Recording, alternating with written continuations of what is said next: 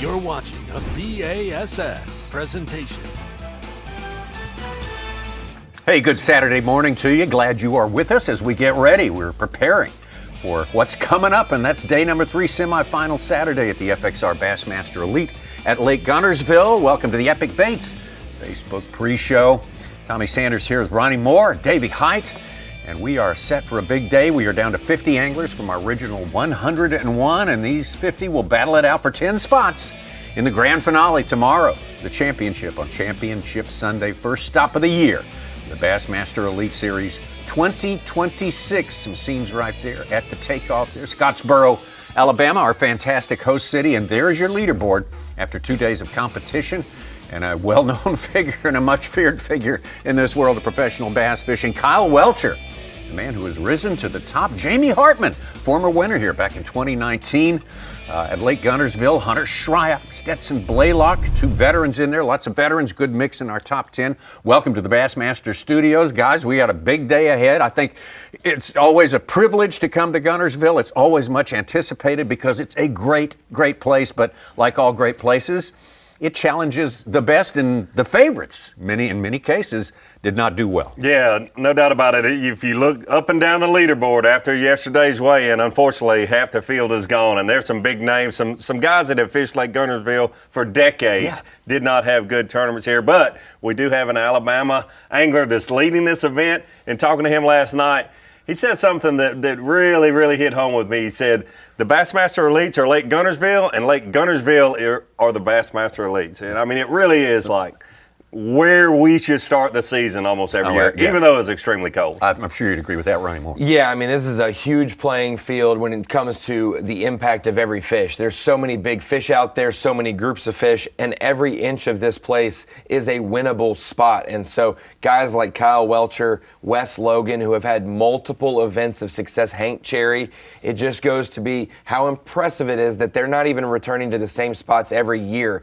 Different parts of the lake, they just vibe with this lake. But like you were saying, Davey, 17 Alabama anglers, only 3 made the top 50 cut. Absolutely incredible how a lot of guys who know a lot about this place couldn't quite figure it out. And a lot of those were in the cut yesterday and fell out after not even catching a limit. So really tough, and but those who have survived are going to put on a show today. Oh, absolutely. We're expecting it. We're also happy to have Mike Such-Sukon in the seat with us all day long. And Such, I'll talk about one of your main concerns here. We're not exactly on pace for a century belt yet, but who's to say that doesn't happen? Well, they'd have to have some really big days, Tommy, and I don't know if the weather's conducive to that. It may get up in the mid-40s. Today's cold, north wind. We did have some big fish, though, yesterday. Cooper Gallant took our Phoenix Boats Big Bass with an 8-4. Top of the day before, Wesley Gore's 8-1. Kyle Welcher topped the big bag of Corey Johnson. We had a little bit, I think the fishing was a little bit down. Only 82 limits compared to 85, and the average fish went down from 3.9 to 3.7 a little bit. But we did have 6 guys get 20 pounds both days. We got 14 guys with over 40 pounds. So Guntersville is still showing out. The fish are coming. All right. Well, as we look at what's going to show out today, Davey Height, every one of these anglers will tell you this place is loaded with fish. They're not biting everywhere. That's for sure. Yeah, that's the one thing that everyone I've talked to after day 2 has said that it's not easy. After day 1, talking to some of the leaders, Corey Johnson, Matt Robertson, some of those guys, it seemed sort of easy for them on day 1. They got a dose of reality on day 2. It's just this time of year, the water temperature is so low. Even though this place is loaded with fish, it's hard to get those bigger fish to bite. Absolutely. We really had a big turnover yesterday. Really just one, technically, from our top 10 remains, well, 2, it's actually 2 remain. Brandon Card and Corey Johnson in our top 10, but also tied with Corey Johnson below and losing the tiebreaker, Brian Schmidt and Brock Mosley. So effectively, but everyone else came up from the ranks, placed themselves in the top 10, and that's about as extreme as you ever see it happen in one day's turnover. And it's pretty brutal. Wesley Gore, you mentioned it, Such, a big fish on day 1, 7th place, first man out of a camera yesterday, fell to 62nd. 7th after day 1, missed the cut by 12 spots on day 2.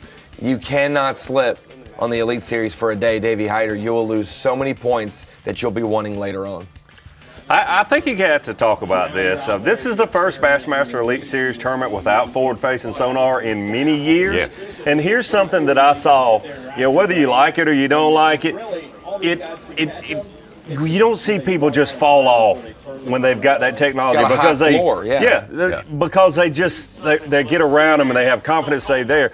You heard people, young anglers like a Tucker Smith say, I ran around. You don't do that when you've got that technology and you have confidence and you can see that those fish are there. You may or may not catch them. I'm not saying it makes it easy as much as some people think, but knowing that those fish are there changes the game. Yeah, definitely could be a day. It's a waiting game for all these guys all day long. No one's sitting on one spot loading the boat and hey, I'm done for the day.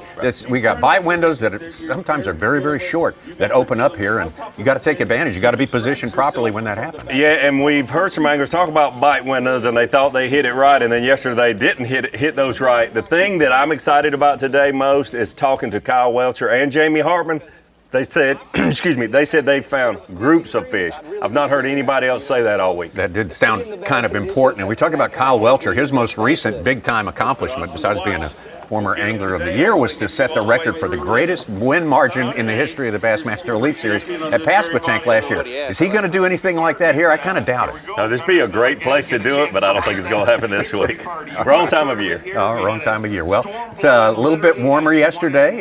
Temperatures got up near 60, is where they had struggled to make 40 the next time. So we're looking for a little bit cooler weather Monday. today. I might have a hangover, so.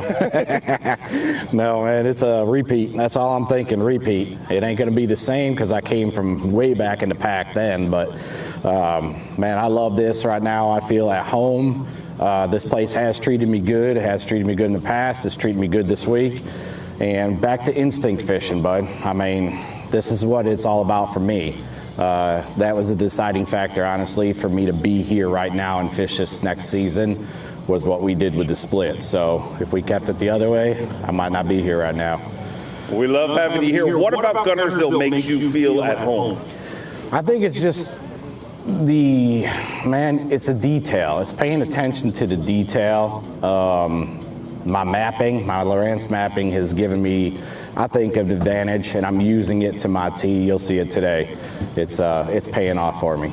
Well, wish you luck. Love to see you here all the way through to Sunday. Great to have Jamie Hartman back in the top three. Jamie Hartman, the veteran from New York, back at the top of the leaderboard, or near the top of the leaderboard. Since 2019 was his big win here. We'll be talking about that today, looking at some footage from that, as a matter of fact. Cooper Gallant, one of our top 10. Spent a lot of time with Cooper on day number 1. Yeah, he was a joy to have a camera in his boat. He talked through everything he was doing. Just caught a lot of fish that were just smaller fish. I heard that the fans voted him as the fan cam for day 1, and they also voted him into the top 10 on day 3. So it's good to have him back. But for sure, How do you get that? I think the power of positivity in a grinder like this, in a mentally tough tournament, knowing you're not out of it and having such long windows without catching fish, Tommy, I think a lot of people, it's been a lot easier to not have those doldrums and those long lulls the last few seasons. Those who stay positive end up persevering in tournaments like this. An 8-pounder helps too. Absolutely. In Cooper's case. I mean, Matt Robertson's afternoon yesterday has him in the game. Otherwise, he could have just fallen all the way out. Good point. Great point. Our coverage starts 8 a.m. on Bassmaster Live on FS1. So get ready to join us right around the corner. We will see you at the start of the FXR Pro Fish Elite.